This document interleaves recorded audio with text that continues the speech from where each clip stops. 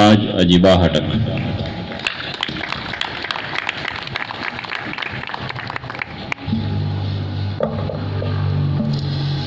औज़ुबिल्लाहि मिनश्शैतानिर्रजीम बिस्मिल्लाहिर्रहमानिर्रहीम। टोलो नावال خو دا خبره ده چې روایتو سره سپټه شامله کړې ده چې مشاعره وي چې ټیم پکې کام نه. شکر جان صاحب لہذا دا روایت به خپل برقرار اوس د ټیم پکې کام ده د خپل طرف نه او د صادق پښتو ادبي جرګې طرف نه شکر جان خټک صاحب ته او وسرا د النور ادبي ټولنې چې څومره غړي څومره ملګري دي په دا رنګین محفل باندې هغو ته هم مبارکي وایم او مشران دي بس نصري مجلس بدیو کې یو څو شعرونه به خپل موت ګډ پیش کړم.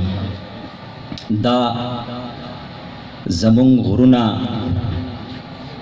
نعمتونو نه محروم نه دي، دا زمونږ غرونه نعمتونو نه محروم نه دي، دلته کې بیر شته دي، دلته کې ګورګور شته دي او زلا مړ نه یما ثبوت مې د ژوندون دغه دی.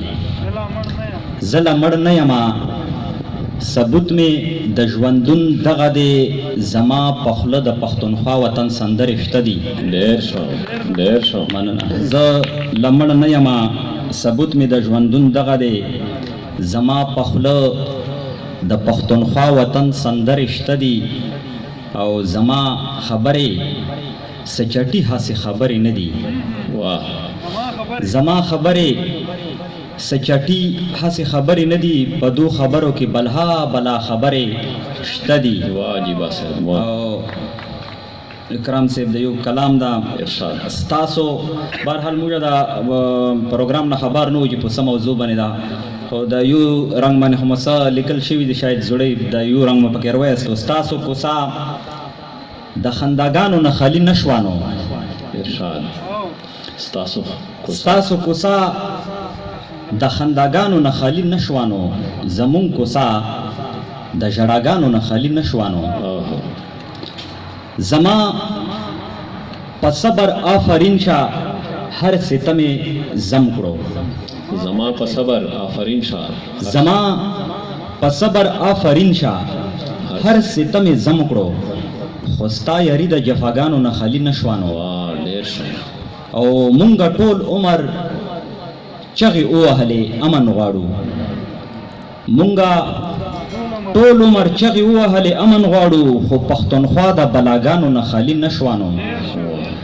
او د کور سړیو انغاري کې معما جوړه کا کرشي صاحب، د کور سړیو انغاري کې معما جوړه کړه، دا معاشره د دلاګانو نه خالی نشوانو. ډیره مننه. د کور سړیو انغاري کې معما جوړه کړه، دا معاشره د دلاګانو نه خالی نشوانو. د حوصلې نه قربان شمه په هر حالات کې، د مرشد خوله د دعاګانو نه خالی نشوانو. ډېر شو. مننه. د حوصلې نه قربان شمه په هر حالات کې، د مرشد خوله د دعاګانو نه خالی نشوانو. زمونږ ژوند ته همیشه نوي رنګونه راوړي، د فطرت غیږ د ښکلاګانو نه خالی نشوانو. او تر خو ورته تاج جبا زکه ګورم. شکر جان صاحب ارشاد. او تر خو ورته تاج جبا زکه ګورم، لکه سپوږمۍ د رڼاګانو نه خالی نشوانو. واه ډېر ښه.